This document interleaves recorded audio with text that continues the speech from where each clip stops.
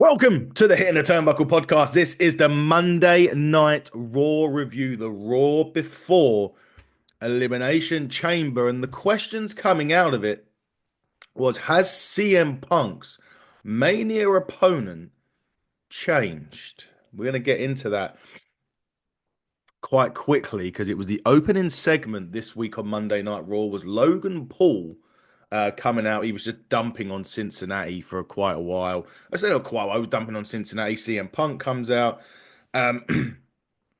basically saying that Logan Paul ain't going to be around long enough for people to remember who Logan Paul is. Logan Paul ends up slapping CM Punk, and Punk sort of says on Saturday you got nowhere to run, nowhere to hide, and he'll be coming for him. And it was interesting. It was a short and sweet back and forth, but them doing that really kind of makes me think that perhaps, just perhaps, are they going in the Logan Paul CM Punk direction at WrestleMania? There was a lot of talk that that Logan Paul was going for Cena, Punk was going to be in a triple threat with Roman and Seth. So where do they go from here? It is a real interesting one. I'm now convinced that Punk's opponent has changed, and maybe they're going down the Logan Paul route WrestleMania, which then again leads into a bit of unpredictability. The one thing that I think the WWE is done pretty well on this build is the unpredictability going into WrestleMania. I don't personally think that a lot has changed since the Netflix since it started on Netflix. I don't, as the product got better, I don't think it's got any better. I don't think it's got any worse. But the unpredictability leading into WrestleMania is interesting. And CM Punk and Logan Paul now could be the way that they're going in terms of WrestleMania. Obviously, at Elimination Chamber, we do also have the Rock and Cody Rhodes segment. The Rock wants Cody to be his champion, the corporate champion. I think the way around it. What's going to happen there? It's another unpredictable thing. And what comes from that? What comes from that segment? Why are they doing it? It seemed to be quite a segment that was put together last minute. What's the deal there? There's a lot of that going on. I don't quite know. I don't even think now the WWE really knows. And I think has The Rock throwing another spanner in the works like he did last year for this year. We don't know. We don't think The Rock is competing at WrestleMania. I do apologize if you hear me coughing and spluttering during this. Man flu, I think, is coming, ladies and gentlemen. So I'm a bit, you know, you know how devastating man flu is. So apologies in advance. Well, not advance because I've already done it several times during the opening part of what I was going to say. So lots to talk about ahead of the chamber. Lots of sort of stories starting, perhaps, and Logan Paul and CM Punk could be the way that they go for WrestleMania, but that could all change this coming Saturday at the Elimination Chamber. Now, Penta suffers his first defeat since coming to WWE, albeit he wasn't involved in the pinfall. It was the triple threat between Penta, Pete Dunne, Ludwig Kaiser. Um, I think it was a fun match. I do think it had too much of the whole let's chuck somebody out the ring so the other two can fight. It's giving them their shot. I understand that, but just a little bit of I just think there was too much of it. Um, However, and funnily enough, the ending of that was Kaiser throwing Penta out the ring so he could hit the DDT on Pete Dunne to get the victory. But it was a fun match. I enjoyed it. Um, It just for me, yeah, I think I would have enjoyed it more if there wasn't so much of that. But protecting Penta at this early stage in his role in WWE was the wise thing to do. That is, without question, I don't think anyone should doubt that or have an issue with it. There'll probably be trolls on social media like, "Oh, Penta lost. Oh, here we go." They already had a moan because he was on main event the other week. But great match, fun match. Enjoyed the match. Too much thrown to the outside, but where do these three go? I really don't know. I mean, is it when we're gonna go? Are we having Penta and Kaiser at WrestleMania? Is that where we're going? Do they even need to be at WrestleMania? I mean, that's the other thing. We got to remember. I mean, it is 2 nights. Yes, it is 2 nights. It's not one, it's two nights at WrestleMania. Do they really need to go it? I don't know. But you've got to lose at some point, right? You can't stay undefeated. There's going to be no Goldberg style streaks anymore in the WWE, in my opinion. So you have to lose at some point. He didn't take the pin though, which is the most important thing at this stage. But yeah, really fun match, which led to Rhea Ripley um, basically coming out and said next week, because she's got a match next week on Raw, defending her women's championship ahead of WrestleMania. Obviously, the winner of the women's elimination chamber will go on to face the winner of Rhea Ripley, Io Sky next week. And it was your standard, I'm going to win. Io Sky interrupts, no, I'm going to win type promo, which, we're going to see a lot of. Um, New Day was in action next against the LWO, Joaquin Wild, Cruz de Toro. Wasn't really, you know, it was a quick start from the LWO, landed a flurry of pins. Woods kept uh, countering and kicking out of every other pin. The New Day was always going to win this, and they did. They landed the up down down. Um, they tried to beat down at the end. Dragon Lee tries to make the save, but he actually ended up laid out with the rest of the LWO. Um, Standard stuff, really. If I'm to be honest with you, the I don't, yeah, the heat after the match. I don't think the crowd really laid into the New Day perhaps as much as they was expecting or hoping. I'm not sure. I mean, look, the heel turns worked. Don't get me wrong, but I think they were maybe trying to get a bit, you know, a bit more heat onto it. But yeah, I don't know. The crowd were pretty good to be fair, so I'm not quite sure why it didn't work. Maybe the crowd just don't care for the LWO. That's the possibility here. That's probably what they're looking at. Look, where are they building to this? I mean, could they be building towards a tag match at WrestleMania between Woods and Kingston and Rey Mysterio and Penta, or and this is potential. I don't know if this is true or anything like that. Will it be the Lucha Brothers? Will it be Penta El Salamiero? Will it be a thing where it's gonna be Ray and Penta? The week or two before WrestleMania, the New Day take out Ray. Penta's left on his own, and that brings out Ray Phoenix. We know that apparently there's talks that they're negotiating a release from AEW. I think Tony Khan's got to the point where he's just like, I'm paying this guy just to sit at home. And yes, fair enough, we know where he's going, but I could utilize that money, elsewhere. I mean, they bring in, could be bringing in Josh Alexander and people like that. So, I'm pretty sure, yeah, that could be the case. And if that is the case, we could see the Lucha Brothers against the New Day at WrestleMania. That's a prediction, not a spoiler. But what is a prediction is that the Ring General was next. That isn't a spoiler. He was next. Look, he was looking. He can't. He was saying the Cincinnati crowd. He can't wait to see the Ring General tonight. He can't wait to see the best in the world. But he did say that he was initially upset when Jey Uso challenged him at WrestleMania, but now he loves that idea, and he will end the stupid yeeting. And he did go into Adam Pearce's office and offered to wrestle tonight, and he handpicked his opponent, and it was Axel Tozawa. Um, he did do a point during this match where he reverses a power bomb into a pin, and it was fag paper away from beating Gunter. They did that bit, which I thought was actually quite good for them to give Tozawa something in this. Look, at the end of the day, he Gunther wins. He passes out to the sleeper. Um, After the match, Gunther goes after Tozawa. Otis breaks it up. Gunther rolls out of the ring. They check on while Otis and Maxine are checking on Tozawa. Gunther comes back in, puts Otis in a sleeper, and Jey Uso makes a save. Now, here's the difference, right? The heat for what Gunther was doing to Tozawa is what they wanted for the New Day on the LWO. The difference I think here is that Tozawa's like another R-Truth, right? He's silly, he's stupid, but the crowd love it, and the crowd love him. And I think beating up somebody who is loved by the crowd always gets to heat, and it always, gets to where it needs to get to.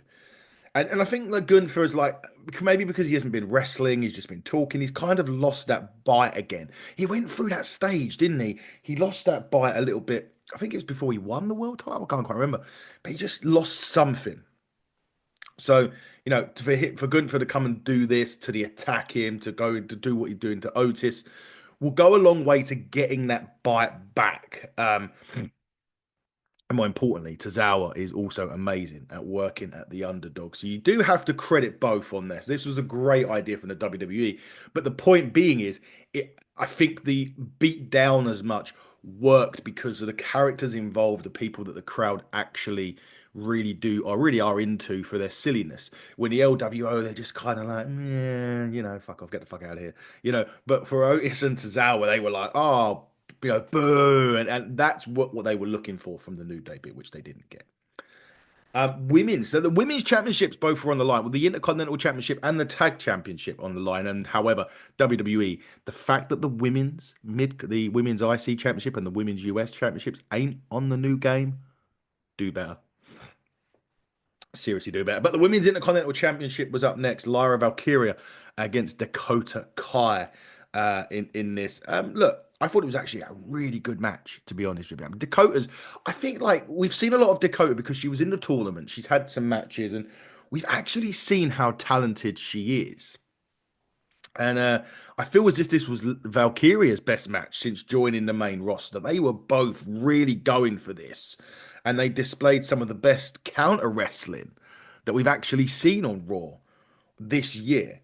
You know, I've not been a big fan of Lyra Valkyria. I thought it was a mistake putting the title on her to begin with.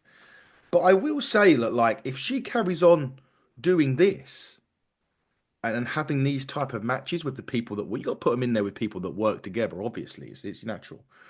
It would work, and it really would work. And I would actually think that she could become really, really great in there. Um, but at the end of this, Ivy Nile comes out and attacks them, and she actually raises the women's championship above her head. Ivy Nile as women's champion, intercontinental champion, or whatever. Yes, she has got everything. Ivy Nile. I know that she's quite.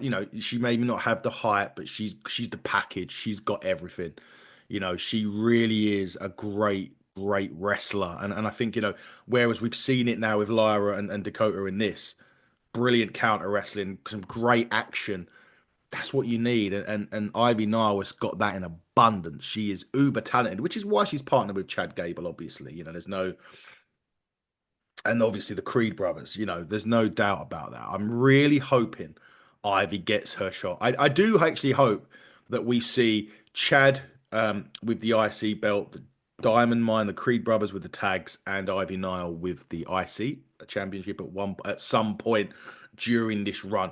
It's brilliant. But the women's match, absolutely outstanding, really enjoyable. Thought it was one of the best matches of the night so far. Wasn't, as I mentioned, the women's tag championships were on the line, but this wasn't a title match. But the Intercontinental Champion Braun Breaker was also wrestling. He was taking on Dominic Mysterio on this, and thought it was a good showing for both men on this. Maybe that's where they're going. Does Dominic win the Intercontinental Championship at WrestleMania? Does he? Could that happen?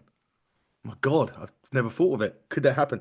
Anyway, this was a really good outing, and Dominic is just out of everyone in wrestling right now, he has been one of the best heels in the business.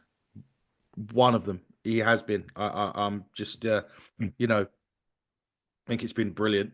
He's been so good. So if there's anyone that deserves a championship, it is Dominic because of how great he has been. There was a lot of distraction in this match, though. Carlito and Finn Balor. Braun Breaker wins by DQ. Carlito and Finn Balor attack him, and after the match, Breaker takes everybody out. And as Finn tries to sneak attack him, Breaker turns around. Now, are we looking at maybe Finn and Braun at WrestleMania, Braun at WrestleMania as well? There is a lot of opportunity here, and I'm interested to see that, and see what happens here. Are we having a triple threat? Dominic versus Braun versus Finn. Dominic rolls up Finn Balor to pick up the victory and win the Intercontinental Championship at WrestleMania.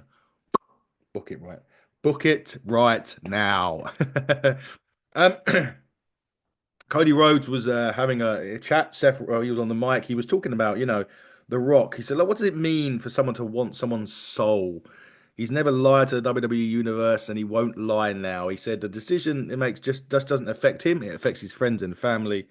The Rock is saying that Rose won't have to fight and claw and scratch if he wants. If he accepts. And then, Seth Rollins comes out, and these two have a bit of a back and forth about this. It was such a hell of a segment. And I feel as if, like, Rose's physical appearance in this actually showed how much the decision is weighing on him, which was such a great thing. He looks exhausted.